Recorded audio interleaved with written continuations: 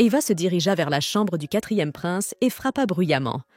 Elle était une fille stupide. Tant de gens se moquaient d'elle et ne la prenaient pas au sérieux. « Quatrième prince Henri, dépêchez-vous d'ouvrir la porte pour moi. Sortez pour épouser votre Ava !» cria la jeune fille. Elle est restée là pendant un long moment. Il semble que le quatrième prince n'ait pas l'intention de lui ouvrir la porte. Bien sûr que non. Qui voudrait épouser un faible? Néanmoins, regardez cette foule. Les gens ont hâte que la représentation se poursuive. Les invités de la maison impériale chuchotent. Enfin, les portes s'ouvrent et le quatrième prince apparaît sur le seuil. L'homme regarda sa prétendue épouse avec dégoût. Il était dégoûté de la regarder et encore plus de l'épouser. « Tu es venu ici pour me prendre en mariage ?» s'exclame Ava. La jeune fille voulut toucher le quatrième prince, mais celui-ci l'en empêcha en lui saisissant la main. « Ne vous approchez pas de moi. Et qui t'a donné la permission de porter ça? Tu n'as pas honte de toi ?» demanda le quatrième prince d'une voix irritée. Eva portait une robe rouge, très proche d'une robe de mariée. Le quatrième prince repoussa Eva loin de lui. La poussée fut si forte que la jeune fille tomba à terre, incapable de garder pied. La foule assemblée sursaute de surprise. Certes, Eva était parfois trop collante, mais ce n'était pas une raison pour traiter une fille de façon aussi grossière. « Quatrième prince Henri, ne vous inquiétez pas pour moi. Je ne me suis pas blessée, je vais bien. » La jeune fille sourit. « Eva, tu vois ce lion de pierre, n'est-ce pas? Si tu oses le croiser, tu feras peut-être bonne impression sur moi et je pourrai t'épouser. » Le quatrième prince désigna un lion de pierre qui se tenait à proximité. En riant joyeusement, la jeune fille se précipita vers le lion de pierre. Le quatrième prince la regarda avec surprise.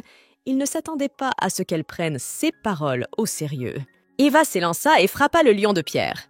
À la même seconde, la jeune fille tomba raide, morte. Terrible! Elle est vraiment morte? Dommage pour la jeune fille. Mais encore une fois, elle ne faisait que prendre ses désirs pour des réalités. Peut-être l'a-t-elle mérité? Les personnes présentes sur la place impériale clamèrent. Qui aurait pu s'attendre à ce qu'elle soit aussi idiote? Marmonna le quatrième prince. La jeune fille reprend ses esprits. Elle regarda autour d'elle et remarqua qu'elle se trouvait dans un endroit qui lui était inconnu. L'environnement lui était étranger. Elle avait l'impression d'être revenue à l'époque des empereurs. Il y avait partout de magnifiques bâtiments et les gens étaient vêtus d'habits colorés. La jeune fille se souvient qu'elle a été poignardée en pleine poitrine. Elle travaillait dans un hôpital psychiatrique et l'un des patients en colère l'avait attaquée. Horreur! J'ai reçu une balle dans la poitrine, mais pour une raison ou une autre, j'ai très mal à la tête. Attendez, si j'ai été tuée et que je suis dans un endroit qui m'est inconnu, cela ne peut concevoir qu'une seule chose. Mon âme a été réincarnée dans un autre corps. La jeune fille devina. Soudain, les souvenirs de quelqu'un d'autre commencèrent à apparaître dans son esprit. Il est fort probable que ces souvenirs appartiennent à la fille en qui elle s'est réincarnée. De ces souvenirs, la jeune fille a compris que sa mère ne l'avait jamais élevée, qu'elle était méprisée car elle ne brillait pas par son intelligence. J'ai dit qu'il s'agissait d'une affaire de famille de la maison du Premier ministre et que cela n'avait rien à voir avec aucun d'entre vous. Laissez Eva ici et attendez que le maître revienne pour prendre une décision, dit une femme à un homme à la barbichette. Cette femme est assez sournoise. Je crois savoir qu'en ce moment, je m'appelle Ava et que la fille à qui appartient ce corps vient de mourir. 16 gens ont laissé son corps sous le soleil brûlant et personne ne veut le reprendre. La jeune fille devine. Est-ce une façon de traiter une personne? Puisque j'ai grossièrement emprunté le corps de l'ancienne maîtresse, et ces affaires sont les miennes à partir de maintenant. Je ne tolérerai pas d'être malmenée, décida la jeune fille en elle-même. Elle se leva prudemment du sol. « Tante Sylvia, tu m'as tellement manqué. Dépêche-toi de me ramener à la maison. » Se levant du sol, la jeune fille courut vers la femme perfide. Grâce au souvenir de la précédente maîtresse du corps, elle se souvint du nom de la femme. « Ne me touchez pas !» s'écrie Sylvia, effrayée. Elle se dépêcha d'esquiver le contact de la jeune fille. Les gens présents sur la place ont fait entendre leur désapprobation. Les gens ont vu qu'Ava était blessée, mais personne ne s'est empressé de la soigner. C'est dommage pour elle. Sa propre famille lui a tourné le dos. Ils disent qu'elle est maltraitée par la concubine de son père, sa belle-mère. Les gens chuchotent. « Maman, laisse ma grande sœur se reposer au manoir. » Eva fut abordée par une jolie fille. Elle se souvint que cette fille s'appelait Jasmine. C'était une beauté et elle était poursuivie par les premiers prétendants de l'Empire. « Ma sœur, viens avec moi. Nous devrions soigner tes blessures. » Jasmine prit la main d'Ava et la conduisit dans la maison. « Quel enfant stupide! Combien de temps encore vas-tu te mettre dans des situations aussi désagréables ?» Juno frotta doucement le front de la jeune fille. Elle avait de la peine pour Eva, car ce n'était pas de sa faute si elle était née faible d'esprit. D'après les souvenirs de la maîtresse du corps, il semble que seule tante Juno l'ait bien traitée. Tante Juno doit avoir du mal à vivre dans cette maison. J'ai remarqué des blessures sur ses mains. Il y a probablement beaucoup d'intrigues différentes dans la maison. Comment suis-je censée survivre dans ce monde ? La jeune fille réfléchit. Soudain, son regard se pose sur un véritable miroir en cuivre situé à proximité. La jeune fille remarque que tout son corps est couvert de poudre et que ses joues sont couvertes d'un fard à joues éclatant. Est-ce vraiment ce à quoi je ressemble en ce moment ? Qui m'a maquillée de la sorte ? Pas étonnant que personne n'aime ce visage. La jeune fille prend une serviette humide et essaie de se débarrasser de son maquillage. En regardant autour de sa chambre, la jeune fille se rend compte que l'ancien propriétaire du corps vivait dans des conditions plutôt modestes. La pièce n'a pas été rénovée depuis longtemps. En regardant autour de la pièce, la jeune fille trouve une grande boîte de maquillage. Elle devine que tante Juno a peint sa nièce de couleur vive pour cacher son beau visage, car il pourrait causer des problèmes et susciter la haine des autres filles. J'ai plusieurs tâches à accomplir en ce moment. Je dois me souvenir de tout ce qui entoure la maîtresse du corps. Je dois aussi trouver de l'argent. Sans cela, je ne pourrais pas survivre. La jeune fille décida d'écrire un plan pour les prochains jours. Quand Eva s'est sentie un peu mieux, elle a décidé d'explorer la ville. La première chose qu'elle fit fut de se rendre sur la place du marché. Sur la place, la jeune fille rencontre un jeune homme brun. Il titube d'un côté à l'autre. Eva pense que l'homme est ivre. Lorsqu'il vit la jeune fille à ses côtés, il l'attrapa soudainement par la gorge. Eva entendit les voix excitées des gardes. L'homme était probablement recherché. « Dites-moi vite qui vous êtes !» demanda l'homme à Ava. Serrant la main de la jeune fille derrière son dos, l'homme la tira fermement contre lui. Lorsque l'homme entendit les pas des gardes s'approcher, il découvrit rapidement les épaules de la jeune fille et commença à faire semblant qu'ils s'embrassaient passionnément. « Sales animaux, ne pourriez-vous pas trouver un meilleur endroit ?» Le garde, indigné, s'éloigne. Eva était furieuse. Elle n'avait jamais permis à personne de se comporter de la sorte. La jeune fille sortit de sa poche une longue aiguille pointue et l'introduisit dans le cou de l'homme. Un instant plus tard, le corps de l'homme s'est paralysé et il est tombé au sol. Eva s'accroupit à côté de l'homme et le fait rouler sur le dos. « Tu as l'air correct, mais tu fais des choses sales. Même si tu es très beau, tu n'as pas le droit de te comporter ainsi avec une fille. D'ailleurs, j'ai remarqué que vous avez une forte fièvre et des signes d'empoisonnement, » dit Eva à l'homme. « Je me demande quel genre de poison c'est. Je ne me souviens pas avoir rencontré quelque chose comme ça auparavant, » se dit Ava en regardant le corps de l'homme. Dans sa vie antérieure, Eva était fascinée par les poisons de toutes sortes. Elle aimait les goûter. Elle aimait ressentir les signes de l'empoisonnement. Elle a fait des recherches sur de nombreux poisons et a trouvé des antidotes. « D'accord, je n'ai pas le temps de calculer quel poison a été utilisé. Nous devrions commencer le traitement, » dit Eva en retroussant ses manches. « Qu'est-ce qu'elle va me faire maintenant ?» L'homme réfléchit avec crainte. Ava sort quelques aiguilles supplémentaires de sa poche et commence à les insérer dans des points d'acupuncture sur le corps de l'homme. « D'accord, je n'ai jamais eu l'habitude de soigner les gens gratuitement. J'ai toujours gagné de l'argent avec mes compétences. J'ai juste eu une idée brillante, » se dit la jeune fille. En explorant les vêtements de l'homme, elle trouve un sac de bijoux. « Vous m'avez fait très peur. Je dois donc être dédommagée pour le préjudice moral. Cette chose sera ma compensation. » La jeune fille décida de s'approprier le pendentif de jade. Après avoir terminé son traitement, Eva fredonne joyeusement et se dirige vers la place du marché. Quelques minutes plus tard, l'homme recommence à bouger. Il tousse bruyamment et se lève du sol. Pour l'homme, au même instant, ses ombres sont descendues. « Maître, pardonnez-nous pour notre retard. Nous devons recevoir la punition que nous méritons. » Inclinant la tête, les ombres dirent « L'homme a ajusté ses vêtements. Il est très en colère. Il se promit de retrouver la fille et de s'occuper d'elle. « Monsieur, avant d'arriver ici, nous avons réussi à capturer l'assassin. Nous avons découvert qu'il avait été envoyé par la famille Mijon. » L'ombre nommée Gable fit son rapport. « Ces salauds sont de plus en plus effrontés, » grommela l'homme. « Il faut que je vende cette chose verte pour avoir enfin un peu d'argent. Après tout, cette ville appartient à la dynastie royale, et j'ai remarqué qu'il y a pas mal de gens riches ici. » La jeune fille se dit alors qu'elle se promène sur la place. Soudain, elle s'arrête devant une maison close.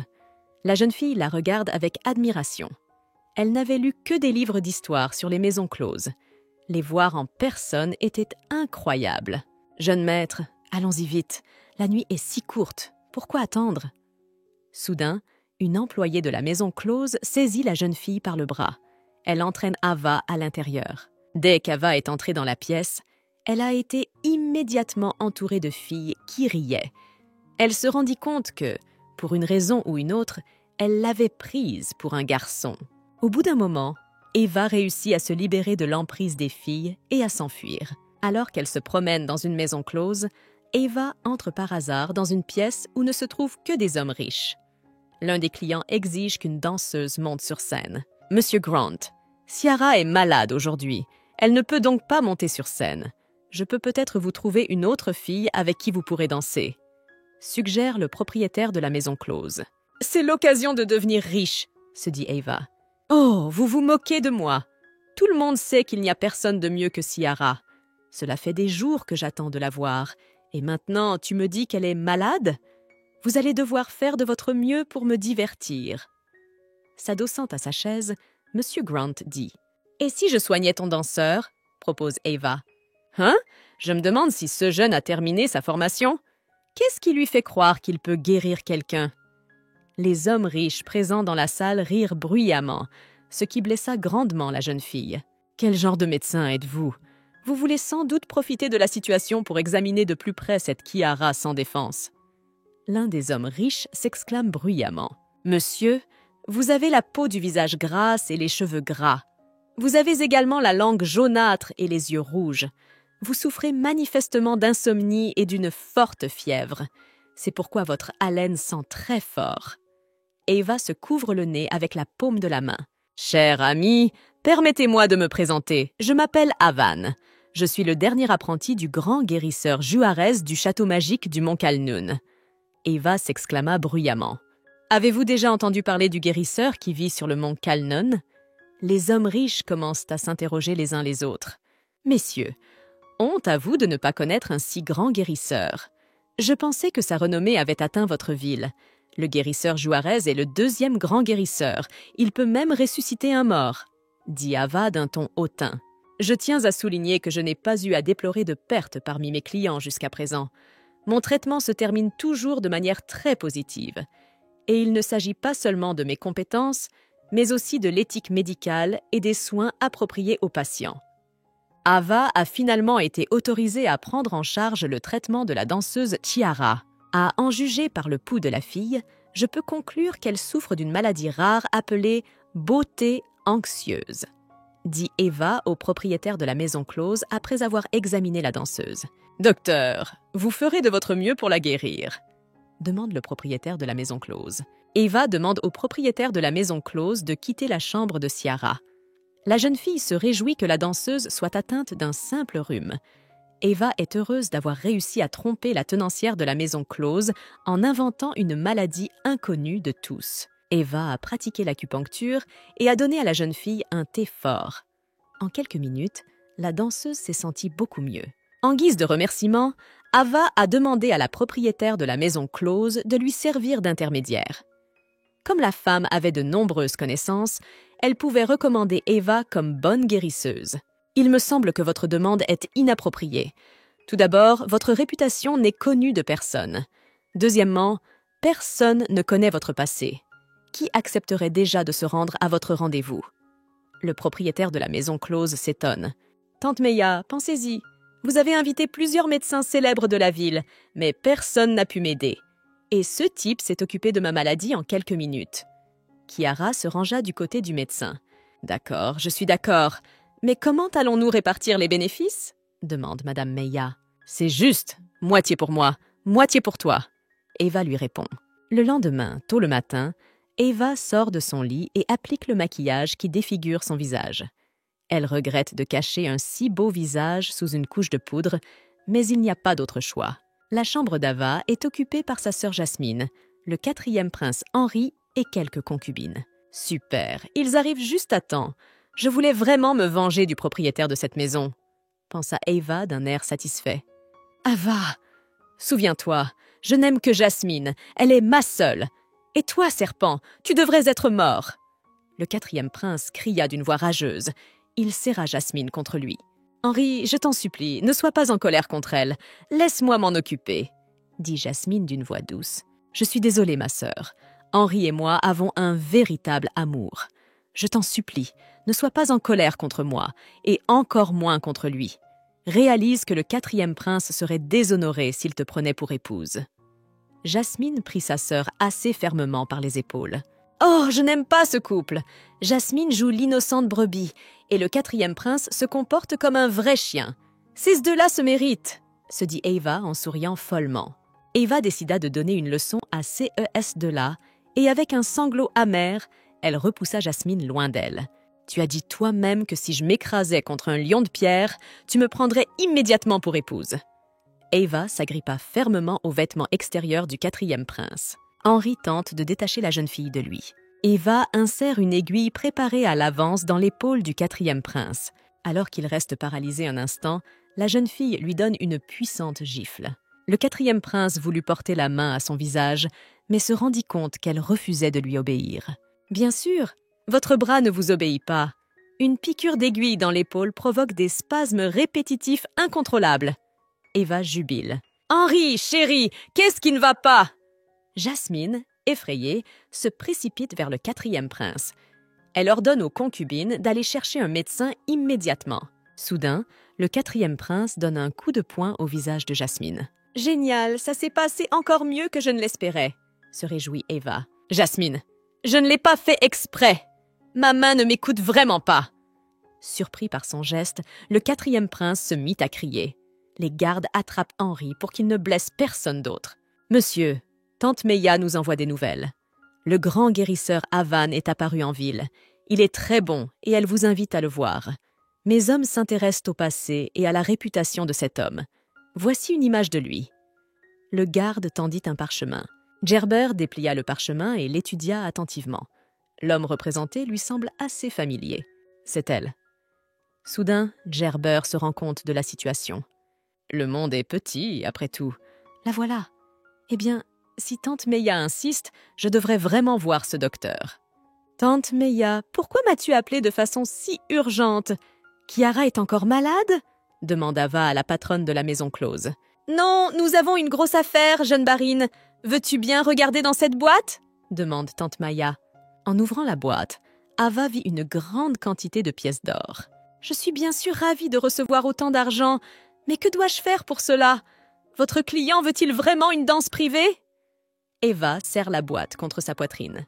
Mon garçon, ne t'inquiète pas, tu es notre spécimen le plus précieux en ce moment. Tante Meia tapote l'épaule d'Ava d'une manière rassurante. Je tiens à vous assurer que cet or n'est qu'un acompte. Un homme important vous attend dans sa propriété. Vous devrez l'inspecter sur place. Après l'inspection, on vous donnera l'autre partie. Quel genre d'oiseau important laisserait un paiement initial aussi important?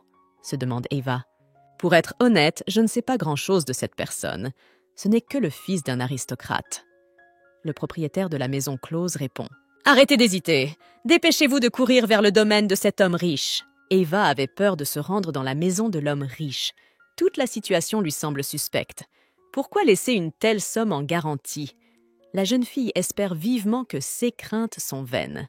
Alors qu'Eva s'approche du manoir, un jeune homme bien habillé sort pour l'accueillir. « Nous sommes arrivés dans la chambre du maître. Entrez, s'il vous plaît » dit le jeune homme à la jeune fille. Lorsqu'Eva entra dans la chambre principale du manoir, son accompagnateur ferma immédiatement la porte derrière elle. La pièce est sombre. La jeune fille sentit la peur l'envahir. Soudain, une ombre surgit des profondeurs de la pièce. « Qu'est-ce qu'il y a ?»« Tu as eu peur de moi ?» demanda l'homme. Eva se souvint qu'il s'agissait de celui qu'elle avait rencontré dans une ruelle près de la place du marché. Qu'est-ce que tu fais ici? Qu'est-ce que tu fais ici? S'exclame la jeune fille. C'est vrai ce qu'on dit, que le malheur est sûr d'atteindre les gens méchants et perfides, dit Gerber en s'approchant de la jeune fille. Surprise, Eva rebondit brusquement sur le côté. Si tu as quelque chose à dire, dis-le. Pas besoin de te blottir contre moi, demanda la jeune fille, embarrassée. Et d'ailleurs, le jeune homme a du mal me comprendre. J'ai dû le déshabiller ce jour-là pour lui permettre de respirer. Quand le corps d'un homme est rempli d'oxygène, le poison s'affaiblit plus rapidement. Vous voulez dire que je devrais vous remercier? Demande Gerber. Et pourquoi pas? Tu as l'air d'avoir de l'argent. Alors ce ne sera pas grave si tu me donnes la deuxième partie de l'argent comme tu l'as promis à Tata Meya, répond Ava. Vous avez trompé beaucoup de gens, n'est-ce pas? Vous avez pris mes vêtements? Vous avez tripoté mon corps? Et vous me demandez de l'argent? Gerber saisit fermement le bras de la jeune fille. En fait, je suis un guérisseur. J'ai rencontré pas mal de chiens qui voulaient me tromper. Je vous ai sauvé ce jour-là, alors je ne comprends pas pourquoi vous refusez de payer. Eva retira sa main et se détourna de Gerber. Gerber saisit le bras de la jeune fille et la fait tourner face à lui. À quel genre de chien me comparez-vous maintenant? Gerber prend la jeune fille par le menton et la regarde attentivement dans les yeux. On dirait que je l'ai bien énervée. Il faut que je fasse plus attention à partir de maintenant, décida la jeune fille. Comment pouvez-vous comparer un si bel homme à un passant? Et en plus, je ne peux pas te traiter de chien puisque je ne te connais pas bien? Eva passe ses bras autour du cou de l'homme. Et comment se fait-il que tu sois soudainement devenu un guérisseur miracle, Evan? S'étonne Gerber. Eva sort à nouveau l'aiguille de sa poche et l'enfonce dans le cou de Gerber. Gerber voulut repousser la jeune fille, mais il sentit soudain une forte faiblesse dans ses jambes. Il vacille et s'écroule sur le sol. « Jeune maître, qu'est-ce qui vous arrive? Pourquoi avez-vous décidé de vous allonger si soudainement ?» demanda Ava d'un ton moqueur. « Vous êtes malade? Admettez-le, vous ne vous sentez pas bien ?» Eva prend place à côté de l'homme. Gerber est absolument incapable de bouger. Tout ce qu'il pouvait faire, c'était de fixer la fille avec colère. « Ah bon, pourquoi me fais-tu peur avec ce regard menaçant ?» Eva fait semblant d'être très effrayée. « Qu'est-ce qui te fait penser que je n'étais pas prête pour ça? Je t'ai laissé me montrer ton pouvoir.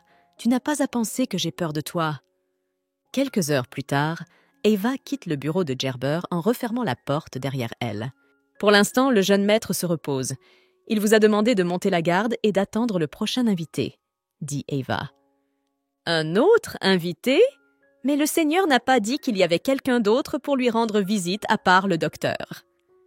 Les gardes marmonnèrent de surprise. Les gardes, sentant que quelque chose ne va pas, se précipitent dans la chambre de leur maître. En entrant dans la pièce, ils le trouvent ligoté. Tout le corps de Gerber était couvert de dessins et d'inscriptions. « Tu essaies juste de me faire peur, n'est-ce pas? Maintenant, il a vu exactement de quoi je suis capable. J'aurais aimé qu'il y ait des smartphones à l'époque. J'aurais pris sa photo et je l'aurais mise sur les réseaux sociaux. » Eva marmonne en se promenant dans la cour de sa maison. En marchant, Eva a entendu plusieurs personnes parler. Ils parlaient d'elle. Eva s'approcha de la porte et jeta un coup d'œil prudent à travers la fente. Dans la pièce se trouve son père, sa belle-mère Sylvia et Jasmine. « Maître, le comportement d'Eva n'est tout simplement pas approprié. Cette fille s'est complètement gâtée. Elle m'a fait honte devant le 4e prince alors que je ne voulais que la renvoyer chez elle. Si personne n'était intervenu, elle aurait continué à me frapper. » Sylvia se plaint. « Avez-vous la moindre idée du nombre de personnes qui sont mortes à cause des inondations? Tant que nous n'aurons pas résolu ce problème, n'osez même pas m'adresser de telles banalités. Je ne suis pas disposée à vous écouter. » L'amiral San était indigné. « Père, s'il vous plaît, ne soyez pas si tête brûlée. Maman fait tout cela pour ma sœur. Mais ce n'est pas la première fois que ma sœur fait une chose pareille. Maman ne sait plus quoi faire, alors elle a décidé de s'adresser à vous. » Jasmine tend une tasse de thé à son père. Jasmine dit la vérité. « Je pense que nous devrions punir Eva. Nous devrions l'enfermer à la maison pendant quelques jours. Laissons-la réfléchir à son comportement et quand elle aura compris, nous la laisserons partir, » suggère Sylvia à son mari. Ava était furieuse. Elle ouvre les portes avec fracas et entre dans la pièce. « Père, je peux résoudre ton problème. » Eva s'exclame bruyamment. « Alors, que fait cette idiote ?» s'étonne Jasmine. « Monsieur, regardez-la, elle n'a aucune éducation. Elle ne sait même pas qu'il ne faut pas entrer sans frapper, s'écrie Sylvia. Et tu ne devrais pas t'en soucier. Eva lui répondit et se dirigea vers son père. Lorsque la jeune fille s'est approchée de son père, celui-ci a posé sa main sur sa tête. La jeune fille a compris que le Premier ministre aimait vraiment sa fille rebelle. « Eva, c'est bien que tu aies des idées, mais laisse-moi m'en occuper moi-même. Retourne dans ta chambre, » dit le Premier ministre à sa fille. « Je sais que mon père est inquiet à cause de l'inondation. Sa tête est sur le point de devenir blanche à cause de l'inquiétude. Alors j'ai cherché partout quelqu'un pour me dire comment faire face à l'inondation, mais papa ne veut même pas m'écouter. » Eva s'indigne bruyamment. « Attendez, vous voulez vraiment m'aider ?» demande le Premier ministre. Elle ment. Comment cette créature superficielle peut-elle aider qui que ce soit? Le maître t'a dit de partir et tu es toujours là. Je dis à tout le monde qu'elle est folle et personne ne veut me croire. Sylvia s'exclame. Silence. Le Premier ministre ordonne d'une voix forte. Aucune femme dans toute la ville n'ose parler comme tu le fais, dit le Premier ministre à sa concubine Sylvia. Dans l'Antiquité, il était extrêmement difficile d'éviter les grandes inondations. Mais pour l'homme moderne, ce n'est pas un problème. Père, les inondations sont une catastrophe naturelle qui cause la mort de nombreuses personnes chaque année, mais c'est aussi une catastrophe à cause des personnes elles-mêmes. Ava commence son monologue. Aujourd'hui, nous devons non seulement remettre la ville sur pied après les inondations passées, mais aussi prévenir celles à venir, faute de quoi cette situation se reproduira l'année prochaine pendant la saison des pluies. J'ai remarqué que les inondations commencent à la source même de la rivière. Si nous pouvons planter une forêt dans ces zones, les berges seront beaucoup plus solides. Au milieu du fleuve, nous devrions creuser des canaux et créer des branches pour irriguer les champs. De cette manière, nous pouvons assurer la sécurité de la communauté locale et protéger la ville contre de futures inondations. Planter des arbres? J'ai écouté beaucoup de sages, mais personne ne m'a jamais rien suggéré de tel, avoue le Premier ministre à sa fille. Planter des arbres? Quelle rigolade! Dit Sylvia d'un ton sarcastique. Eva, tu ne crois pas que les femmes devraient se tenir à l'écart d'affaires aussi sérieuses? Demande Jasmine à la jeune fille. Je vois, la mère et la fille conspirent contre moi. Mais ce n'est pas inhabituel. J'ai entendu dire que la belle-mère abusait toujours d'Eva. Il faudra quand même que je leur montre ce que j'ai appris pendant mes années à l'hôpital, se dit Eva. Jasmine, c'est toi qui t'es trompée. À cause des catastrophes naturelles, un grand nombre de nos concitoyens meurent chaque année. Tu n'as pas oublié que notre père est le Premier ministre, n'est-ce pas? Si les filles du Premier ministre ne recherchent que le plaisir et la richesse, la nation entière ne se retournera-t-elle pas contre le père? Mais ce n'est pas ce que je voulais dire! Jasmine s'exclame et pleure amèrement. Ava, tu ne vois pas que Jasmine essaie de t'avoir? Comment oses-tu lui dire cela? Sylvia est indignée. Ava a dit vrai. C'est ma vraie fille. Sylva, tu devrais prendre exemple sur elle et ne pas me faire perdre mon temps précieux pour des problèmes insignifiants. Le Premier ministre était très satisfait de sa fille Eva. Mais elle n'a pas pu inventer tout cela toute seule. Elle l'a probablement entendu quelque part et vous l'a présenté comme son idée, s'exclame Sylvia. C'est vrai, une fille ordinaire ne peut pas faire face à cela. C'est vraiment un homme qui le lui a appris? Alors il pourrait y avoir de bien vilaines rumeurs qui circulent, dit Jasmine d'un ton pensif. Monsieur, si votre fille continue à sortir régulièrement des murs de notre manoir et à faire ce qu'elle fait en ce moment, elle deviendra la cible d'une discussion autour d'une tasse de thé. Il faut s'occuper de son éducation, dit Sylvia. Ava, à vous. Qui t'a parlé de la façon de gérer l'inondation? Si le Seigneur fait ce que tu as dit et que rien ne sort, tu te rends compte de la honte, n'est-ce pas? Sylvia serre fortement la main d'Ava. Vous avez perdu la tête, vieille femme. Personne ne m'a dit ça, je l'ai inventé toute seule. Eva essaya de décrocher la main de Sylvia de la sienne, mais elle s'y accrocha fermement. « Monsieur, regardez ça, Eva se ridiculise encore !» s'écrie Sylvia. « Taisez-vous, tout le monde, vite! Nous nous sommes disputés et cela suffit !» s'écrie le Premier ministre. « Eva, mon père te croit. Au fait, j'ai une faveur à te demander. Arrête de te maquiller autant. Tu es une belle fille, pourquoi toute cette poudre sur ton visage ?» Le Premier ministre pose à nouveau sa main sur la tête de sa fille. « Eva est une fille très intelligente, mais tu continues à la rendre folle. Vous êtes punie. Allez dans vos chambres et n'en sortez pas pendant 3 jours, ordonne le Premier ministre Sylvia et sa fille Jasmine. Le Premier ministre convoque l'un des gardes et lui ordonne de surveiller sa fille Ava. Si vous voyez quelque chose d'étrange dans son comportement, signalez-le-moi immédiatement. Pourquoi mon père l'aime-t-il tant? Et il nous a punis, ma mère et moi, à cause d'elle.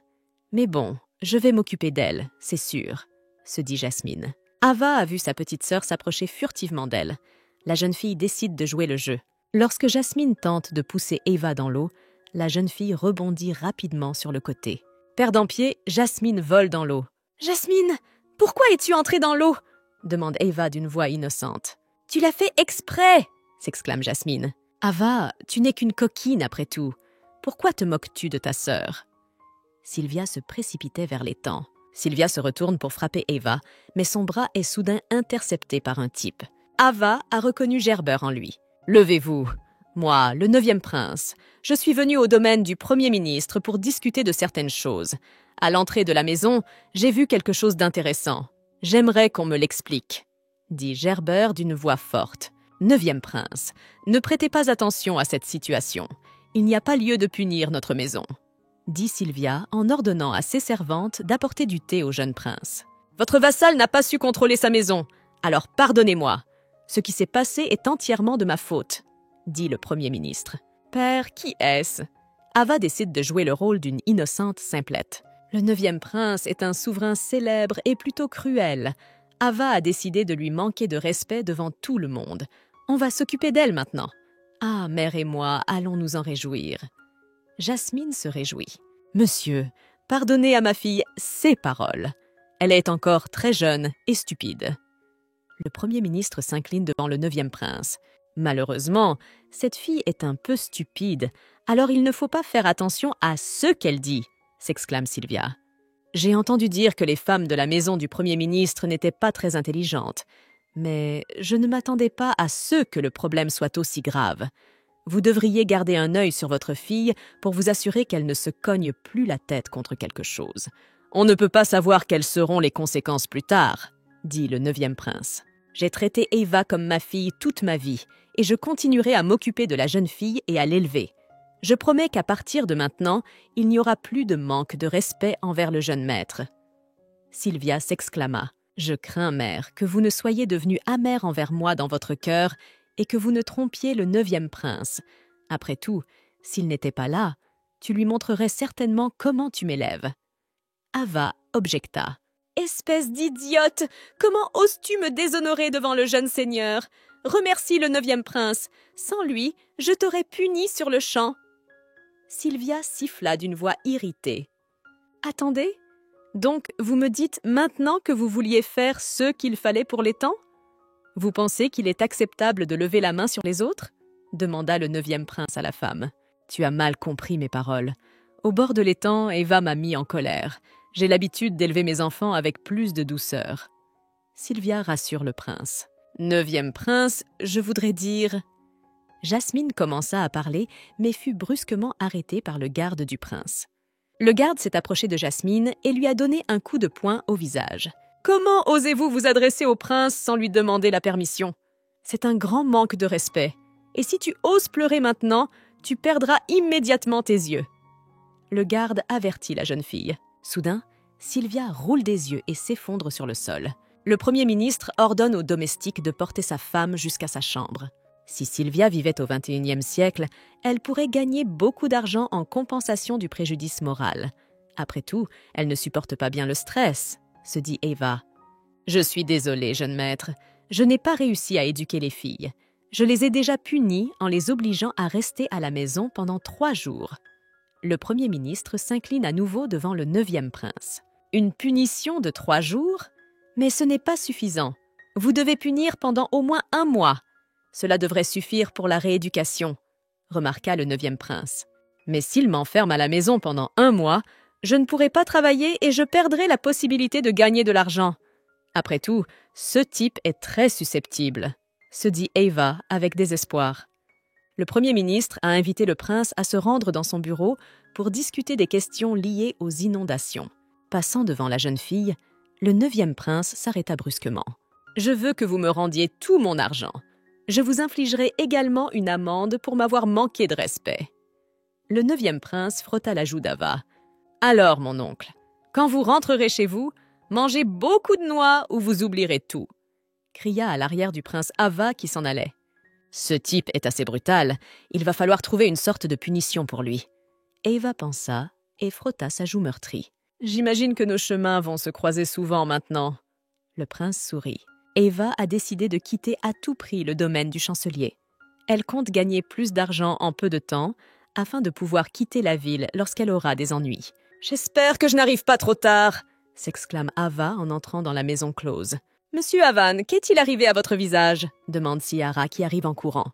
La danseuse sort un mouchoir de sa poche pour essuyer le visage d'Ava, mais cette dernière le lui interdit. « Kiara, tu as récemment récupéré, mais tu as déjà commencé à danser. Je pense que tu devrais encore te reposer un peu, » dit Ava à la danseuse. La jeune guérisseuse est en effet très attentionnée. Kiara s'émerveille. La danseuse saisit le bras d'Ava et l'entraîne derrière elle. « D'accord, dispersez-vous. Inutile d'encombrer le pas de la porte. Ne serait-ce pas la belle Kiara qui se trouve devant moi par hasard? Pourquoi le vieux Meia ne t'a-t-il pas caché aujourd'hui ?» Un homme à l'allure rustre fit irruption dans la pièce. « Que faites-vous ici? Tu es sorti pour rencontrer un invité important ?» Le type s'est approché de Kiara et lui a doucement caressé la main. « J'ai entendu dire que toutes les filles qui l'ont rencontré n'ont jamais été revues. On dit que cette crapule a quelque chose à voir avec les hautes sphères. Ça va être mauvais pour notre Tiara. » Les clients du bordel chuchotent entre eux. « Tu vas devoir m'excuser, mais Kiara vient avec moi ce soir. » Ava prend fermement la main de la danseuse. « Mais qui êtes-vous? Comment pouvez-vous occuper ma femme? Savez-vous au moins qui se trouve en face de vous? Mon père est un proche collaborateur de l'empereur lui-même. Avez-vous donc entendu parler du ministre Nixon ?» demanda le jeune homme. « Je viens souvent dans ce bordel, mais je ne vous ai jamais vu auparavant. Et si vous le souhaitez, vous pouvez me divertir avec cette danseuse. Je promets de vous payer. » Je demanderai au jeune monsieur Nixon de se taire ou je devrai ramasser ses dents sur le sol plus tard. Ava prévient. « Tu es drôle d'avoir décidé de me faire peur, » dit le gars en riant bruyamment. D'un geste discret, Ava insère une aiguille empoisonnée dans la jambe du fils du ministre Nixon. Avec une forte explosion, le type s'est effondré sur le sol. Il roula d'un côté à l'autre et se frotta la jambe sans mot dire. « Qu'est-ce que tu m'as fait ?»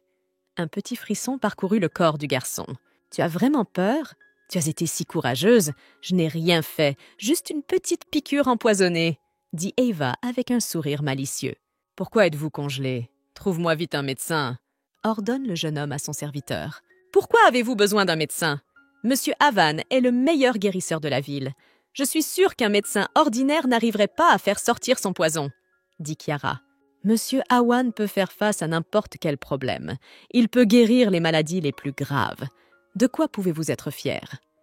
De plus, il est le seul à pouvoir me guérir. Il n'y a personne de mieux que lui. » Kiara regarde Ava avec des yeux pleins d'amour. Remarquant cela, Ava tressaillit involontairement.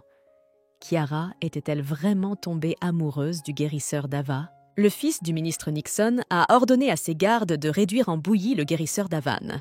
Soudain, un homme coiffé d'un chapeau de paille apparaît et désarme les gardes. « Mais qui êtes-vous » s'étonne le fils du pasteur. S'exclame le fils du pasteur, surpris. « Mon maître dit que vous êtes trop bruyant. Il veut que vous sortiez d'ici. » L'homme au chapeau de paille lui répond. « Eh bien, qui est votre maître? Qui ose se mêler de mes affaires ?» s'enquiert le fils du ministre. « Vous me gênez. Vous faites beaucoup de bruit, » dit le blondinet depuis le balcon du premier étage. « C'est lui !» Le fils du ministre cria et s'enfuit. 6 gardes le suivent. « Lucius, tu t'es encore battu? Je t'ai dit de parler à ces types, pas de les frapper. Se battre, c'est vraiment mal. Ne recommence pas, d'accord ?» dit le blondinet en descendant les marches jusqu'au bas de l'escalier. « Regarde-toi, tu es tout sale. Savez-vous à quel point nos blanchisseuses sont fatiguées de laver tout ça? C'est un couple étrange. J'ai l'impression qu'il n'y a plus qu'une relation de travail normale entre eux, » pensa Ava en observant le blond. « Et vous avez fait bon usage du poison. Tu as quelque chose comme ça ?» demanda Ava alors qu'un homme s'approchait. Le fils du ministre s'est enfui quand il l'a vu. Il s'avère que ce type a un rang bien plus élevé. « Mais qui est-il » se demande Ava. « J'ai plusieurs sortes de médicaments avec moi. Si le Seigneur aime quelque chose, il peut le prendre pour lui. » Eva posa sur la table les flacons de médicaments qu'elle avait apportés. « Je prendrai tout ce que vous avez !» s'exclame le garçon. « 7e prince, je m'excuse. Je n'ai pas été prévenu de la venue d'un invité aussi important. Monsieur Awan est venu chez moi pour parler affaires. S'il vous a offensé d'une manière ou d'une autre, veuillez m'en excuser. » Tante Meya fait irruption dans la pièce. « Vous êtes le 7e prince ? Pardonnez-moi si j'ai eu un comportement inapproprié, » dit Eva avec crainte. « Est-ce parce que je suis un prince que vous refusez d'être mon ami ?» Le prince prit un air frustré et baissa la tête. « Non, c'est juste que je ne pensais pas que les princes pouvaient être amis avec des gens normaux. » Eva lui répond. « C'est super! Donc à partir d'aujourd'hui, toi et moi sommes amis. » Le prince s'exclama et attrapa Ava par les épaules. « Monsieur, il se fait tard. Nous devrions rentrer, » dit Lucius au prince. Le 7e prince salua Eva et sortit du bordel. « C'est une bonne chose que vous soyez passé après tout. Sinon, il y aurait eu des rumeurs selon lesquelles je mentais, » dit le propriétaire de la maison close à Eva. « Malheureusement, je ne connais pas l'adresse de votre domicile. Je ne pourrai donc pas vous contacter si j'ai besoin de vous de toute urgence. Faisons ce qui suit. Lorsque les patients viennent vous voir, demandez à quelqu'un de leur faire peindre une fleur de drogue sur le mur de la maison close. Quand je la verrai, je viendrai tout de suite, » propose Ava. Eva décide de rentrer chez elle en passant par la place du marché. Elle a besoin de se réapprovisionner en médicaments. Alors que la jeune fille s'accroupit à côté de la boutique de mélange, elle entend un chariot s'arrêter derrière elle. La jeune fille se retourna et vit le 9e prince. Il était visiblement mécontent de quelque chose. « C'est encore lui. Ces derniers temps, j'ai l'impression qu'il me harcèle, » pensa la jeune fille avec irritation. Sans réfléchir, la jeune fille se dépêcha de se soustraire à la vue du 9e prince. « Je t'ai eu !» Le prince rattrapa la jeune fille en l'attrapant par la peau du cou. « Si ma mémoire est bonne, je t'ai interdit de quitter la maison pendant exactement 1 mois, » dit le prince d'une voix mécontente. « D'accord, je suis coupable. Que dois-je faire pour que le maître me laisse partir ?» demande Eva. Désobéissance flagrante aux ordres du prince. « Que dois-je faire de vous ? Au fait, ton père, le Premier ministre, sait-il que sa fille préférée se cache sous l'identité de la guérisseuse miraculeuse Avan ?» demande Gerber à la jeune fille. « Ne t'avise pas d'en parler à ton père. » Eva s'exclame avec crainte. « Que voulez-vous de moi ? Parle, je répondrai à toutes tes demandes. » Gerber ordonne à ses serviteurs de lui apporter un pinceau et des peintures. En fredonnant joyeusement, Gerber griffonne sur le visage de la jeune fille. En marchant sur la place du marché, la jeune fille surprend les regards perplexes des vendeurs. « Lève la tête ou personne ne verra !» En regardant hors de la voiture, le prince a crié. Sur le visage d'Ava était écrit « J'aime m'habiller comme une fille. Ne t'inquiète pas, je ne reviendrai pas sur ma parole. Alors viens, on va se promener dans toute la ville une fois, et personne ne saura que tu n'es pas un guérisseur du nom d'Avan. » Tante Juno, pourquoi faut-il tant de temps pour choisir une robe ? N'est-ce pas plus facile de prendre la première que l'on voit ? Demande Eva. Eva, nous ne pouvons choisir ni l'un ni l'autre. C'est la première fois que tu te rends à un dîner impérial. De plus, vous avez été invité par l'impératrice elle-même. Nous choisirons la meilleure robe pour toi, répond Juno. En regardant tes robes, j'ai remarqué que tu n'as pratiquement pas de vêtements décents. Je devrais peut-être en parler à ton père, qu'il mette de l'argent de côté pour t'acheter de nouveaux vêtements. Pas besoin, je pense que mes vêtements suffisent. Pas besoin de dépenser de l'argent, dit Eva avec un sourire insouciant. Bien sûr qu'il y a un besoin. Cette soirée a été organisée pour célébrer la résolution du problème des inondations. Toutes les familles de haut rang seront présentes. Leurs filles porteront leurs plus belles robes. Junon objecte. Chérie, n'oublie pas que tu es la fille du Premier ministre. De plus, ta position ne te permet pas de t'habiller n'importe comment. Tu ne peux pas laisser les gens te prendre de haut. Tu ne dois laisser que des impressions positives de toi. Si ta mère était là et qu'elle voyait à quel point c'est dur pour toi, son cœur se briserait. Juno essuie les larmes qui coulent. Le Premier ministre a entendu frapper à la porte. « Leslie, entrez !» s'exclame le Premier ministre. « Monsieur, j'ai trouvé ces personnes avec des marques sur les murs. Ce sont des fonctionnaires de haut rang !» Un garde nommé Leslie fait son rapport. « Ce jour est arrivé. Préparez vite mon cheval, je me rends au palais !»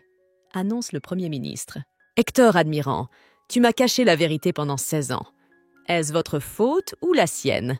Demande l'empereur. C'est moi qui l'ai fait. Le Premier ministre lui a avoué. En ce moment, tu n'as aucune chance de salut. Comment as-tu pu me mentir si longtemps? L'empereur est indigné. La servante de la fille cadette du Premier ministre transportait des écheveaux de tissu dans la maison. L'un des écheveaux s'est incliné et est tombé sur le sol. Junon, qui passait par là, se pencha pour ramasser le tissu. Elle a trouvé que le tissu était d'excellente qualité. « Où as-tu acheté ce tissu? Ava aussi a besoin de nouveaux vêtements. Ce serait bien que sa nouvelle robe soit faite d'un tissu similaire, » s'exclame Juno. « Qui t'a donné la permission de toucher les vêtements de ma maîtresse? Avez-vous assez d'argent pour vous faire pardonner? » La servante s'exclame. « Excusez-moi, Kim, je me demandais si la qualité de ce tissu était bonne. Pouvez-vous me dire où vous l'avez acheté? » demande Juno. Il s'agit du tissu utilisé pour les nouveaux vêtements de la fille cadette du Premier ministre. Bien sûr, il a été acheté dans les meilleurs magasins de la capitale. Je suis sûre que vous ne pouvez pas y entrer. La femme de chambre de Kim lui répond. « Tante Juno, que fais-tu ici ?» demande Jasmine qui s'approche. « Je regardais la qualité du tissu de vos vêtements. Pour être honnête, j'ai été surprise de découvrir où il a été acheté. » Juno s'incline devant la fille cadette du Premier ministre. « Tout le monde sait qu'Ava est également invitée au dîner avec moi. Junon est probablement venue ici pour dévoiler la robe que je porterai. Elle veut sans doute s'attirer les faveurs du 4e prince, » décide Jasmine. « Si tu t'inquiètes pour la soirée, je peux partager du tissu avec toi. » Jasmine tend un écheveau de tissu à Juno. « Merci beaucoup, » dit Juno d'une voix joyeuse en prenant le tissu dans ses mains. Soudain, Jasmine se retourne et donne un coup de poing au visage de Juno. « Deuxième maîtresse, pourquoi m'avez-vous fait ça ?» demande Juno en appuyant sa paume sur la zone meurtrie. « Que quelqu'un m'aide! Cette salope a osé voler mon tissu! Punissez-la vite !» cria Jasmine à haute voix. Où disparaît tante Juno? Peut-être est-elle de nouveau occupée à travailler dans la cuisine? Juno pensait que j'irais me promener dans le parc. Soudain, la jeune fille entend un cri de femme et le claquement d'un fouet. En courant dans l'arrière-cour, Ava a vu un garde qui frappait Juno avec un fouet. « Comment oses-tu la toucher ?» Ava grogne de colère. La jeune fille s'est précipitée sur le garde et lui a donné un coup de pied dans la poitrine. « Tante Juno, ça va ?» Eva se précipite vers la femme allongée sur le sol. « Votre servante a osé voler mes vêtements. Ma sœur, par mes actions, je vous fais une faveur. Tu dois faire attention aux gens qui t'entourent. Si tu te comportes gentiment avec eux, tu auras des ennuis, » s'exclame Jasmine. « Kim, raconte-lui ce qui s'est passé, » demande Jasmine à sa femme de chambre. « Eh bien, je l'ai vu se faufiler dans la cour. Je l'ai suivi et je l'ai vu voler les vêtements de ma maîtresse. » La servante balbutie. « Ce ne sont que des mensonges. » Eva objecte. « La sœur est si gentille avec ses serviteurs que cela me fait mal au cœur, » dit Jasmine d'un ton pensif. « Écoutez, oublions cet incident désagréable avec vous. Je suis même prête à te faire un cadeau. » Jasmine se leva de son siège et se dirigea vers sa sœur. Elle espérait vraiment la provoquer dans un conflit. Eva resta silencieuse, mais se promit de se venger de sa sœur. « Si Jasmine veut qu'on s'intéresse à sa personne, j'exaucerai son vœu demain. » Eva aide Juno à se relever. « Longue vie à l'empereur et à l'impératrice! Que l'empereur vive des millions d'années et l'impératrice des milliers d'années !» Les gens qui sont venus à la fête s'exclament. « Mais ces sujets bien-aimés, réjouissez-vous! Aujourd'hui, je veux célébrer notre victoire.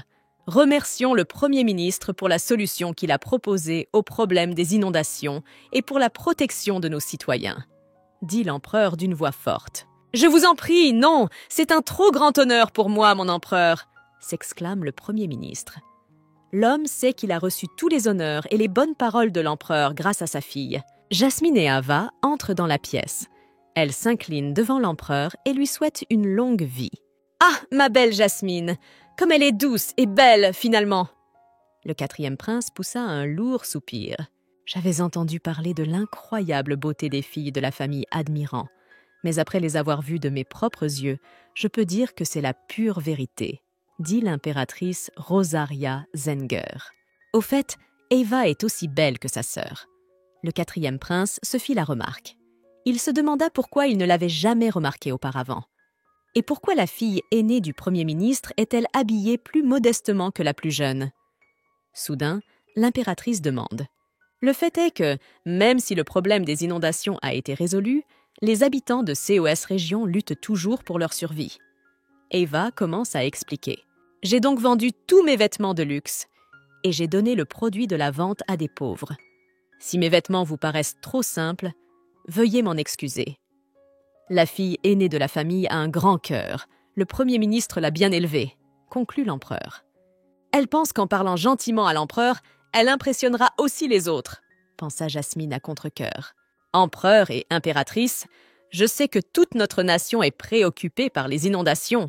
Je voudrais vous jouer une chanson pour vous montrer à quel point je suis reconnaissante envers ceux qui ont aidé à résoudre ce problème difficile, dit Jasmine en s'inclinant devant l'empereur et l'impératrice. J'ai entendu dire que l'une des filles du Premier ministre était très douée pour jouer d'un instrument de musique. Aujourd'hui, c'est mon jour de chance, lui répond l'empereur. Merci, Votre Majesté, pour ces éloges. Je ne suis pas digne d'un tel compliment. Si Votre Majesté le permet, j'ai besoin d'une personne supplémentaire pour mon spectacle. Modestement, en baissant les yeux vers le sol, Jasmine demande. La chanson que vous voulez faire nécessite-t-elle vraiment 2 personnes? Est-ce si compliqué? Demanda l'empereur. Je veux vous interpréter la chanson du Yuan de la soie. Et oui, il faut être 2 pour cela, explique Jasmine. Cette chanson est l'un des meilleurs morceaux de musique et tout le monde sait à quel point elle est difficile à interpréter. Êtes-vous sûr de pouvoir interpréter cette chanson en particulier? Demande l'impératrice. Connaissant la difficulté de la chanson, je l'ai divisée en 2 parties. La première partie sera interprétée par moi et la seconde par un proche, répond Jasmine. Ma sœur, tu te souviens de la chanson que je t'ai apprise, n'est-ce pas? Jouons-la devant tout le monde. Jasmine prend fermement la main d'Ava. Est-ce que j'ai rêvé? Tout le monde sait que la fille aînée de la famille de l'amiral ne sait même pas lire, et encore moins jouer d'un instrument de musique, s'exclame l'un des fonctionnaires présents. Ne pense même plus à me regarder de haut. Je te ferai honte pour le reste de ta vie, pensa Jasmine avec jubilation. Chère sœur, je crois que tu confonds les choses. Tu m'as peut-être appris quelque chose, bien sûr, mais plus probablement dans un rêve, répondit Eva. Ma sœur, ne me laisse pas tomber maintenant, nous sommes devant l'empereur et l'impératrice après tout, s'exclama Jasmine. Les larmes montent aux yeux de la jeune fille. Eva, ne contrarie pas ta sœur, honore sa demande, car elle est toujours de ton côté. Personne ne t'a jamais mieux traité qu'elle. Le 4e prince se leva d'un bond de son siège et cria. Eva et Jasmine sont assises devant un étrange instrument de musique à cordes. Eva n'avait jamais rien vu de tel. Jasmine a retrouvé son jeu sans trop de difficulté. L'air qu'elle entendait semblait très familier à Ava, même si elle était sûre de ne jamais avoir entendu cette chanson auparavant. Eva pose ses mains sur l'instrument. Soudain, ses doigts se mirent à gratter les cordes tout seuls. Il s'agissait probablement des souvenirs de son corps. Comment est-ce possible? Comment connaît-elle cet air? A-t-elle fait semblant d'être folle pendant toutes ces années? S'interrogea le 4e prince. C'est impossible. Elle ne peut pas connaître cet air. Jasmine réfléchit avec crainte.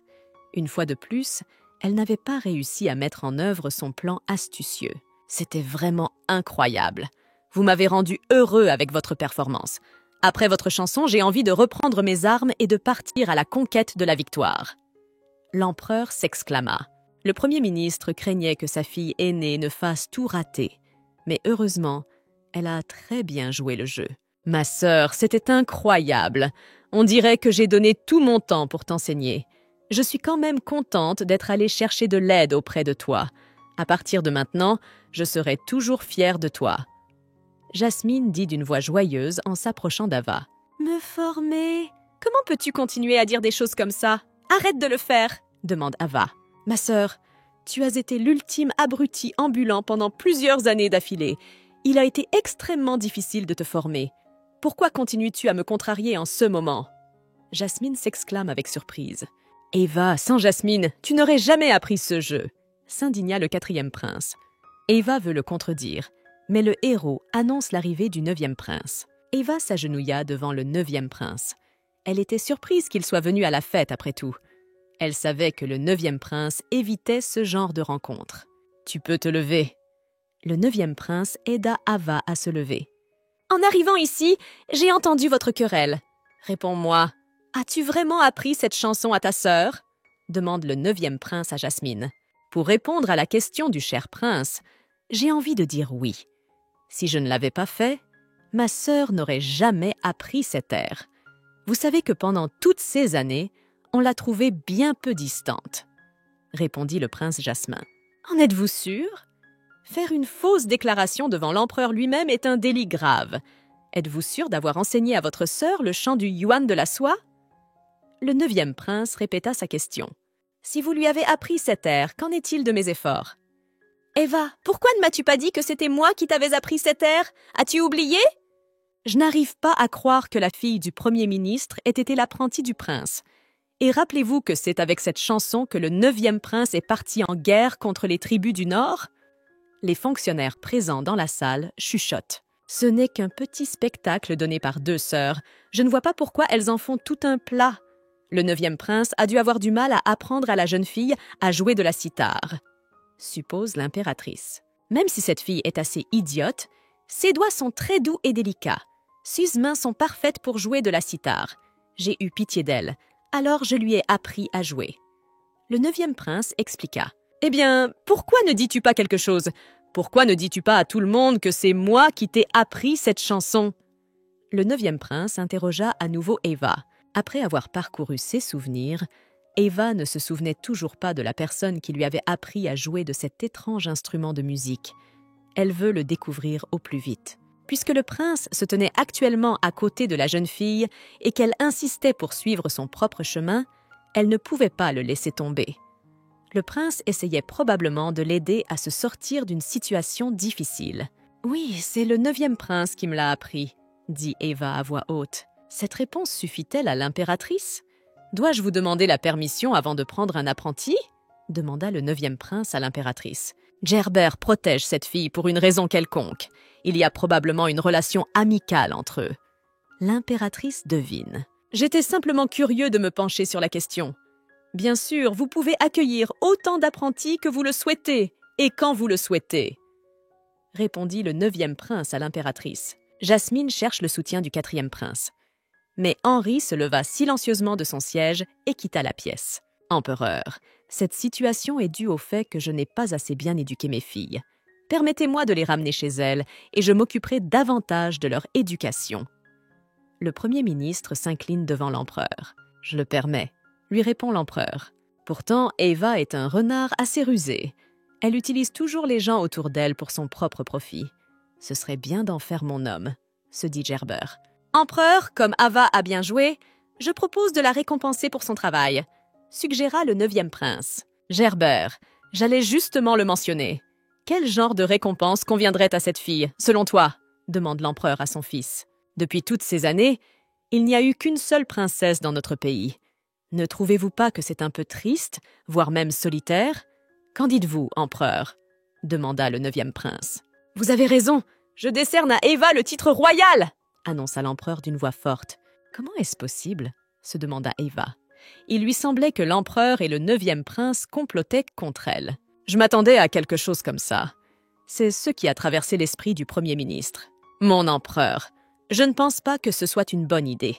Je voudrais souligner que la comtesse Hansa se caractérisait par une grande intelligence. Tous les sages en faisaient l'éloge. C'est pour cela qu'elle a reçu son titre de princesse, dit l'impératrice. Pour l'instant, vous renoncez trop facilement à ce titre. J'insiste pour que vous reconsidériez votre décision. Oui, nous voulons que vous y réfléchissiez à nouveau, s'exclament les fonctionnaires. J'ai donné ce titre à la jeune fille parce que je suis sûre qu'elle peut s'en charger. Premier ministre amiral, qu'en pensez-vous? Demanda l'empereur. Moi aussi, je suis persuadée que ma fille peut s'en sortir, a confirmé le Premier ministre. Hein? L'amiral Sun aime beaucoup ses filles. Je le félicite pour cela, mais je veux aussi vous avertir de ne pas fonder de grands espoirs sur sa fille aînée Eva. L'impératrice rit. Impératrice, je veux vous avouer que c'est Ava qui m'a suggéré l'idée de planter des arbres pour prévenir les inondations, dit le Premier ministre. Les paroles du Premier ministre sont assez convaincantes, mais je ne croirais jamais qu'une fille considérée comme folle puisse trouver un moyen de faire face aux inondations qui sont un problème depuis des générations, dit l'impératrice d'une voix calme. Empereur, Permettez-moi de dire un mot pour ma défense. J'ai suggéré l'idée de l'arbre pour sauver les citoyens. Je ne pensais pas à recevoir un prix. Avoue, Ava. Je crois aussi qu'il ne faut pas nuire à la réputation de l'empereur avec ma maladie. Personne ne voudra voir la princesse comme une folle, alors je renonce à ce titre. J'ai apprécié le talent inégalé de la fille du Premier ministre, Ava, et je la nomme princesse. Je veux aider cette fille à développer son talent, annonça l'empereur d'un ton tonitruant. Il était indifférent aux opinions des gens qui l'entouraient. Merci, empereur. Ava n'eut d'autre choix que d'accepter humblement le titre. Empereur, j'aimerais discuter avec vous d'une affaire qui me tient à cœur. Dites-moi, que voulez-vous ? Demande l'empereur. J'ai pensé dès l'enfance que j'épouserais le 4e prince. Nous avions même une sorte d'arrangement avec lui. Malheureusement, le 4e prince a décidé de se retirer. Raconte la jeune fille. Tu ne seras jamais ma femme. La seule chose que je puisse t'offrir, c'est d'être ma concubine. Le 4e prince cria d'une voix indignée. Et je ne veux pas cela. Je demande à l'empereur d'annuler nos fiançailles. Cela nous permettra de construire des relations avec d'autres personnes. Ava poursuit. Les questions de fiançailles ne se négocient pas sur le marché. Qui vous a permis de régler cette affaire à la légère ? L'impératrice était indignée. Ava, tu es encore trop jeune et tu ne comprends pas beaucoup de choses. Tu ne devrais pas rompre tes fiançailles si facilement. Désormais, tu seras sous ma direction et je te traiterai comme ma propre fille. L'impératrice s'approcha de la jeune fille et lui sourit gentiment. « Je vous suis très reconnaissant, impératrice, mais j'ai déjà fait part de ma demande à l'empereur. J'espère qu'il pourra résoudre ce problème. D'ailleurs, je fais tout cela dans l'intérêt de notre 4e prince. Il a déjà une maîtresse et il m'a lui-même demandé de ne pas m'immiscer dans sa vie privée. » Quelle fille sage et au grand cœur! Après avoir subi une telle humiliation, elle ne s'est pas mise en colère contre le 4e prince. Yanina, la seconde épouse de l'empereur, entra dans la salle. « J'ai écouté tout le monde et j'ai pris une décision. Je déclare les fiançailles du 4e prince et de la nouvelle princesse Ava annulées. » L'empereur met un terme à une question importante pour Ava. Lorsque Juno est entrée dans la chambre d'Ava, elle a vu la jeune fille fouiller sous la table. Elle cherchait quelque chose qui la passionnait. « Ava, qu'est-ce que tu fais là? Tu es une fille! Quelle horrible pose !» s'exclame Juno. « J'ai fini par le trouver. » La jeune fille dit d'une voix joyeuse et me montre le livre en lambeaux. « C'est le livre de musique préféré de mon mari. Je ne savais pas que vous l'aimiez aussi. » Juno est surprise. « Ce livre m'a beaucoup aidé aujourd'hui. Le 9e prince a aussi pris ma défense. Je suis sûre que plus personne ne me traitera de folle. » A partagé l'heureuse nouvelle d'Ava. « Le 9e prince vous a-t-il vraiment aidé? On dit qu'il peut tuer un homme facilement. On l'a même surnommé le dieu de la guerre. » dit Junon d'une voix effrayée. Au cours des hostilités, cet homme a réussi à vaincre une armée plusieurs fois supérieure à la sienne. En remportant cette bataille, le 9e prince a gagné son droit au trône de la principauté méridionale de Chui. Je n'imaginais pas qu'une personne aussi cruelle se présenterait pour vous défendre. Très bien, reposez-vous. Je vais vous chercher de l'eau. Vous devriez vous préparer à déménager au palais demain. Bon sang, j'ai l'impression de me mettre dans le pétrin. Ava sentit son cœur battre frénétiquement dans sa poitrine. Elle ne s'attendait pas à ce que le 9e prince soit un tueur brutal. Soudain, la fenêtre s'ouvre, ce qui effraie beaucoup la jeune fille. Ava s'est approchée de la fenêtre et a refermé les battants. Ava se retourna et vit le 9e prince. La jeune fille poussa un grand cri, l'horreur la submergeant. « Pourquoi es-tu si lâche tout d'un coup? Est-ce que je t'ai fait si peur ?» demande Gerber à la jeune fille d'une voix insouciante. « 9e prince, qu'est-ce qui vous amène à nous rendre visite ?» demanda Ava en souriant. « Pourquoi est-elle si soumise tout d'un coup? Veut-elle me remercier pour mon aide ?» se dit Gerber. « C'est votre thé? J'espère qu'il n'est pas empoisonné ?» demande Gerber en buvant une gorgée de la tasse posée sur la table. « Hé !» Ava s'indigne. Elle n'aimait vraiment pas que l'on boive dans sa tasse. C'est du thé ordinaire, mais c'est la tasse dans laquelle ma tante Juno aime boire. Je n'aurais jamais cru qu'un 9e prince puisse se permettre de boire du thé dans la tasse de quelqu'un d'autre. Ava haussa les épaules. « Je vois que vous n'avez pas peur de mourir. Ou pensez-vous que je suis incapable de tuer ?» demande Gerber, dont les yeux s'illuminent de colère. « Pour être honnête, j'ai très peur de mourir, mais je suis sûre que le 9e prince ne pourra jamais lever la main sur moi. » Eva tourna le dos au prince et se dirigea vers la table où se trouvaient une bouilloire et des tasses de thé. Si le jeune maître avait voulu me tuer, il ne m'aurait jamais défendu devant le palais impérial. Je dois vous remercier pour cela, dit Eva en versant du thé dans des tasses. Savez-vous pourquoi je continue à vous aider? Je n'ai jamais rencontré une personne aussi intéressante, dit le prince en s'approchant de la jeune fille. Eva se sentait extrêmement mal à l'aise à proximité du prince. J'espère vraiment que tu ne me décevras pas. Eva saisit les aiguilles, mais le prince réussit à les esquiver. Voyons maintenant comment tu vas grogner quand tu t'évanouiras. La jeune fille lança un pot de substance toxique sur le prince. Le prince sort un éventail de sa large manche et repousse le pot. Je suis venu te voir pour une raison. J'ai apporté ceci. Plutôt que de vous lancer dans des bêtises, vous feriez mieux de le lire. Gerber frappe la jeune fille sur le front avec le livre. En feuilletant quelques pages, Ava remarqua que le livre était rempli de diverses techniques perdues de la médecine ancienne. Il y avait même des moyens de traiter des maladies graves. Dans le monde moderne, j'ai étudié la médecine occidentale, qui s'appuie sur des instruments et des appareils. Combien d'autres maladies n'ai-je pas étudiées? En me procurant ce livre et en étudiant la médecine ancienne en détail, je vais pouvoir améliorer mon niveau. Eva se réjouit. Mais d'un autre côté, pourquoi me réjouir?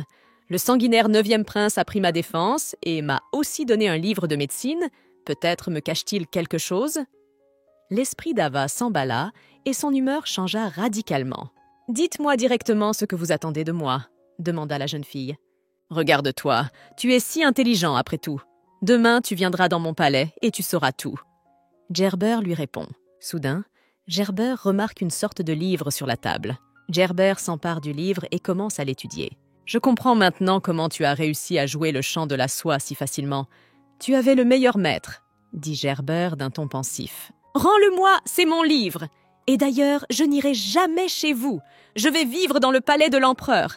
Et arrête de prétendre que tu es mon mentor. » La jeune fille s'exclama. La chanson de la soie a été écrite par Don Ivan. Ce livre de musique a été perdu lors d'une bataille entre les deux États. Où l'a-t-elle trouvé? Se dit le 9e prince. Je dois partir maintenant. Je vous attends demain au palais. Le prince dit et sortit de la maison en s'inclinant. S'approchant de ses gardes, Gerber leur ordonne d'Ors et déjà de découvrir qui est réellement la mère d'Eva. Eva est restée longtemps sans dormir. Elle ne comprenait pas pourquoi le 9e prince insistait pour qu'elle vienne dans son palais. Voulait-il se venger d'elle pour toutes ses remarques et ses plaisanteries? L'empereur a décidé d'offrir des cadeaux à la nouvelle princesse. Les déménageurs apportent un nombre incalculable de cadeaux dans la nouvelle chambre de la jeune fille. « Regardez, il y a même un cadeau du 9e prince !» Juno s'exclama de façon inattendue. Elle tendit une grande boîte verte à Ava. « Oh, je vois que la nouvelle princesse est occupée. J'espère que nous ne vous dérangeons pas, » dit Sylvia en entrant. Derrière elle, Jasmine marchait en détournant pudiquement les yeux sur le côté. « Et que faites-vous ici? Pourquoi es-tu venue ici ?» demande Eva. Elle n'était absolument pas contente de voir ses parents. « Je suis venue m'excuser. J'espère que ma sœur n'est pas rancunière et qu'elle me pardonnera généreusement. » Jasmine s'incline devant Ava. « Écoute, tu n'en as pas assez de faire semblant d'être un mouton innocent ?» grommelle Ava, mécontente. « D'accord, oublions toute cette situation. J'en ai marre de crier et de me battre avec toi. » Eva cède. Eva a été silencieuse toute sa vie et elle a changé si radicalement. « Qu'est-ce que j'ai manqué ?» se demande Sylvia. Le Premier ministre entre dans la pièce. Il demande à Eva de le suivre. Le Premier ministre a amené sa fille dans son bureau situé dans la résidence de l'empereur.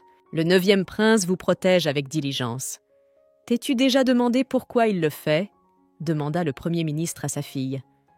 La jeune fille haussa silencieusement les épaules.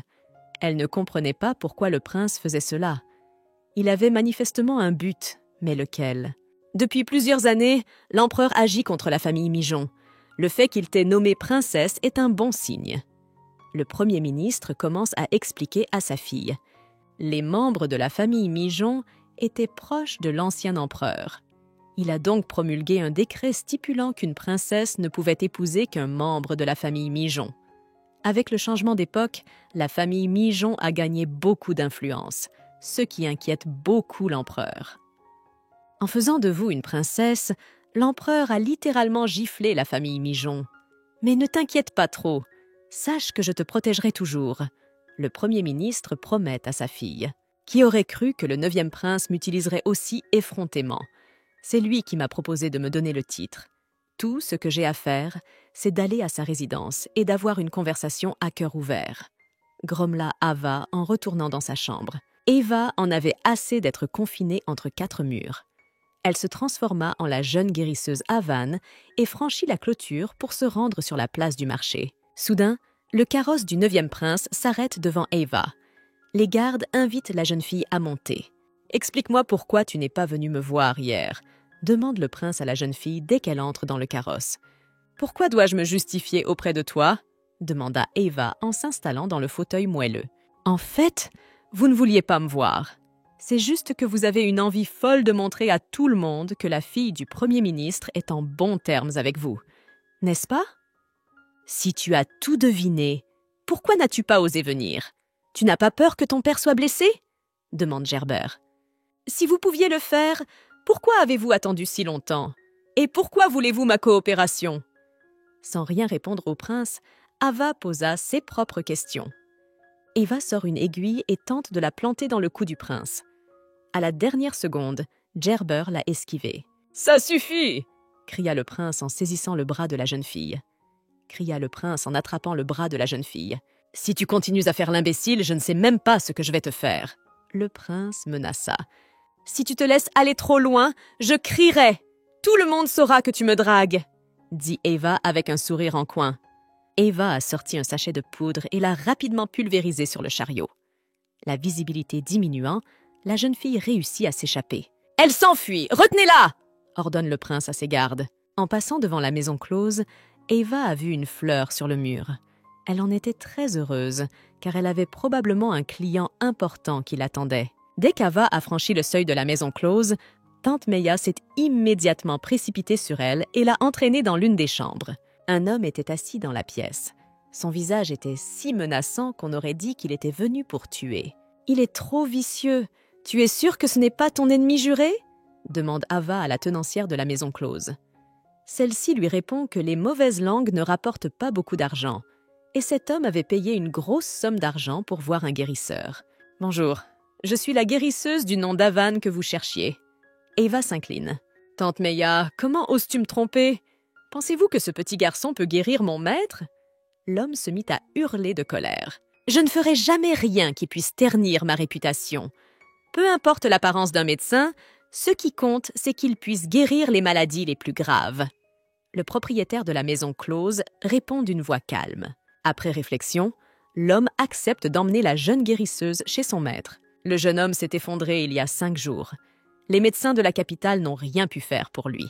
J'ai appris récemment qu'il y avait un nouveau guérisseur dans la ville, alors je me suis tournée vers vous. » L'homme expliqua. Il ouvrit la porte de la chambre et fit signe à Eva d'entrer. « Je me demande quel genre de maladie les médecins de la capitale n'ont pas pu traiter ?» pensa Eva en entrant dans la pièce. Lorsqu'elle ouvre le rideau, Eva se fige sur place. Elle connaissait très bien le patient qui se trouvait devant elle. Dans son ancienne vie, un homme avec un tel visage s'appelait Macaulay Rivenstone. Macaulay est arrivé dans leur hôpital en tant qu'interne. C'est Ava qui est chargée de tout lui apprendre. C'est le fils de notre médecin-chef. Alors ne ratez pas votre chance. C'est un garçon plutôt docile et intelligent. Tu devrais pouvoir t'en occuper. Le chef du service de psychiatrie chuchote à l'oreille de la jeune fille. Macaulay s'est avéré être une véritable punition pour Eva. Certes, il était très intelligent, mais il était extrêmement distrait. Il oubliait toujours des choses, ce qui mettait Eva très en colère. Quelque temps plus tard, Eva et son jeune stagiaire sont envoyés dans une zone de combat. La jeune fille a ensuite suivi une formation d'interne, mais dans un hôpital militaire. Travaillant ensemble pour le bien de la patrie, Ava et Macaulay deviennent rapidement amis. Un jour, leur hôpital militaire est attaqué par l'ennemi. Macaulay couvrit Ava de son corps et mourut ainsi. « Maintenant, je ne vous causerai plus jamais d'ennui », dit Macaulay à la jeune fille avant de mourir. Pendant les années qui suivirent, Eva se reprocha sa mort. « Pourquoi pleures-tu » demande le garçon en essuyant les larmes sur les joues de la jeune fille. « Macaulay, tu n'es pas mort, tu es vivant! Comment es-tu arrivé ici? Ton nouveau look te va à ravir !» Ava s'exclama et serra le garçon par les épaules avec une joie débordante. « Monsieur, « Vous avez fait une erreur. Vous me confondez avec quelqu'un d'autre. Je m'appelle Brandon Cooper. » Le garçon dit et tousse. Eva remarqua que le bout de ses doigts avait pris une teinte bleue. Il avait probablement été empoisonné. Après avoir examiné Brandon et vérifié son pouls, Eva conclut qu'il a été empoisonné avec un poison à action rapide appelé Sleepy Lagoon. Guérisseur, vous avez identifié ce poison si rapidement, cela signifie-t-il que vous pouvez guérir mon maître? Ce poison est l'un des plus forts. Il n'existe aucun antidote. Même les médecins légendaires n'ont pas pu sauver les gens de ce poison. Le propriétaire de la maison close expliqua tristement. Autrefois, un tel poison ne m'aurait rien fait. Mais aujourd'hui, je n'ai aucune idée de la manière de l'éliminer de mon organisme. De mon temps, un simple lavage gastrique aurait suffi, se dit Eva avec nostalgie. Puisqu'il n'y a pas de remède, je pense que je devrais y aller.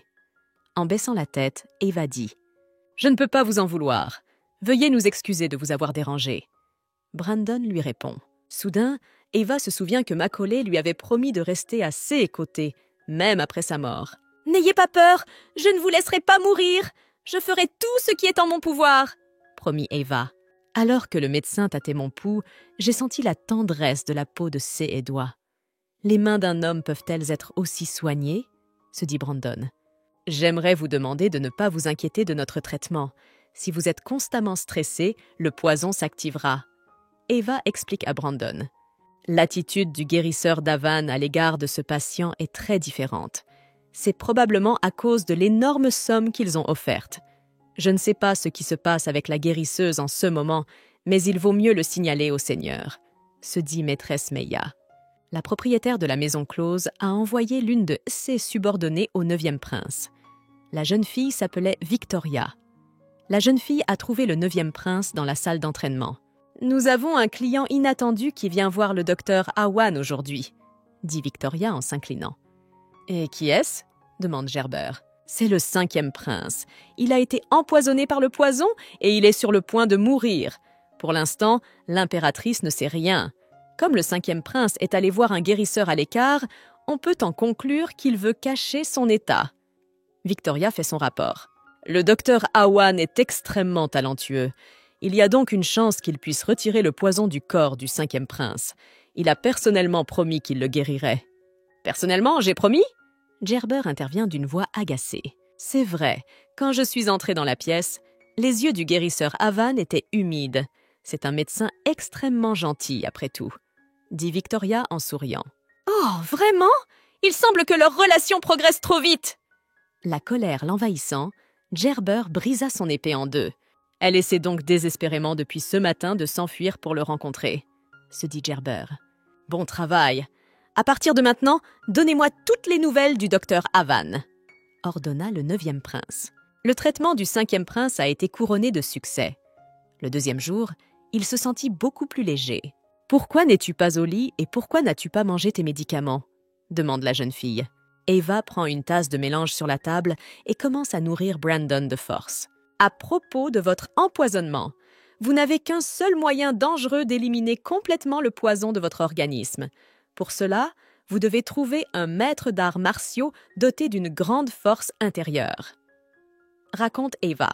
Je suis désolée que mon empoisonnement me cause tant de désagréments. Brandon incline la tête. Eva lui demande de ne pas inventer de bêtises et de s'en remettre entièrement à elle. Un des gardes de Gerber est venu à la maison close et a dit à la jeune fille que le prince voulait la voir. Il saisit fermement la jeune fille par le bras et la traîne derrière lui. Le garde a dit à Eva que le prince l'attendait sur l'île. Elle devait prendre un bateau pour s'y rendre. Lorsqu'elle a vu le bateau, Eva a involontairement reculé. Après un accident survenu dans son enfance, elle avait peur de l'eau. « Vous êtes sûre qu'il n'y a pas d'autre moyen d'y arriver ?» demanda la jeune fille avec espoir. « Le maître t'a ordonné d'y aller seule. Mais n'aie pas peur, tu n'auras pas à ramer. J'utiliserai mon énergie intérieure pour guider le bateau. » Le garde explique à la jeune fille. Eva monte prudemment dans le bateau et regarde autour d'elle. Il y avait de l'eau partout, ce qui l'effraya. Le garde a repoussé le bateau qui a lentement flotté vers l'île. En regardant l'eau, Eva se souvient qu'elle a perdu sa mère très jeune. Celle-ci s'était noyée lors de vacances en mer. Soudain, le bateau s'est mis à tanguer et Eva a volé dans l'eau. Ava coule lentement vers le fond. La peur s'empare de son corps et elle n'a plus la force de bouger. « Brandon, je suis désolée, je n'ai pas pu te sauver. » Ava pensa et s'évanouit.